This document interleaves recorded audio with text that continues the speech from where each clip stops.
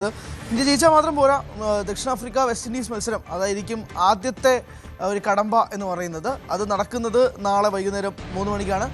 രാത്രി 7 മണിക്കാണ് MA ചിദംബരം സ്റ്റേഡിയത്തിൽ ചെന്നൈയിൽ വെച്ചിട്ട് ഇന്ത്യയും സിംബാബ്വേയും തമ്മിലുള്ള മത്സരം. അപ്പോൾ ഇന്ത്യ സിംബാബ്വെ മത്സരത്തിന് മുൻപ് നമുക്ക് ആദ്യം സൗത്ത് ആഫ്രിക്ക വെസ്റ്റ് ഇൻഡീസ് മത്സരത്തെക്കുറിച്ച് നോക്കാം. ആ മത്സരത്തിൽ ഒറ്റ കാര്യം, ഇന്ത്യൻ ആരാധകരെല്ലാവരും ആ മത്സരം കണ്ടുകൊണ്ടിരിക്കുമ്പോഴേക്കും സൗത്ത് ആഫ്രിക്കൻ ആരാധകരായി മാറണം.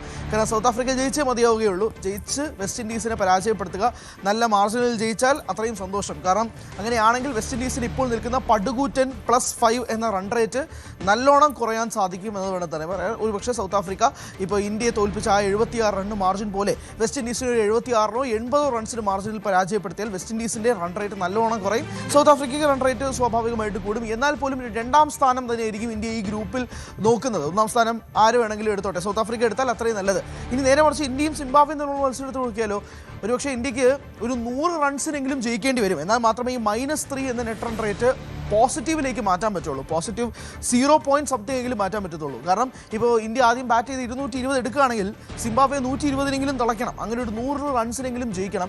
ഇനി അഥവാ സിംബാബ്വെ ആദ്യം ബാറ്റ് ചെയ്യുകയാണെങ്കിൽ കണക്കുകൾ ഇങ്ങനെയാണ്: 150 റൺസിന് സിംബാബ്വെ ഇന്ത്യ ഒതുക്കാൻ സാധിച്ചാൽ, അതായത് 150 റൺസിന് ആദ്യം ബാറ്റ് ചെയ്ത് സിംബാബ്വെ ഒതുക്കാൻ സാധിച്ചാൽ ഇന്ത്യ അത് 11.3 ഓവറിൽ തീർത്ത് വിടണം. അതായത് 11.3 ഓവറിൽ ആ 151 ഇന്ത്യ ചേസ് ഡൗൺ ചെയ്യണം എന്നുള്ളതാണ് ആദ്യത്തെ കണക്ക്. ഇനി സിംബാബ്വെ 180 റൺസാണ് എടുക്കുന്നതെന്ന് ചിന്തിക്കുക.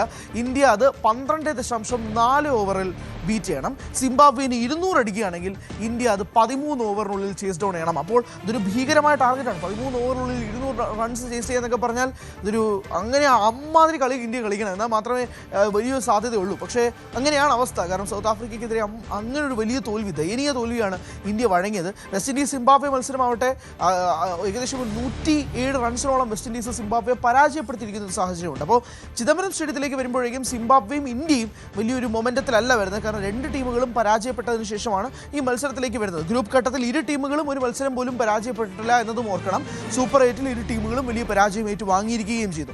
അതിനിടയിൽ തന്നെ ഇന്ത്യൻ ടീമിന് ഒരു ആശങ്കയും കൂടിയുണ്ട്. റിങ്കു സിംഗിന് മത്സരം കളിക്കാൻ സാധ്യതയില്ല എന്നതാണ് കാണുന്നത്. കാരണം റിങ്കു സിംഗിന് ഫാമിലിപരമായ പ്രശ്നങ്ങൾ കാരണം അദ്ദേഹത്തിൻ്റെ കുടുംബത്തിലേക്ക് തിരിച്ചു പോയിട്ടുണ്ട്.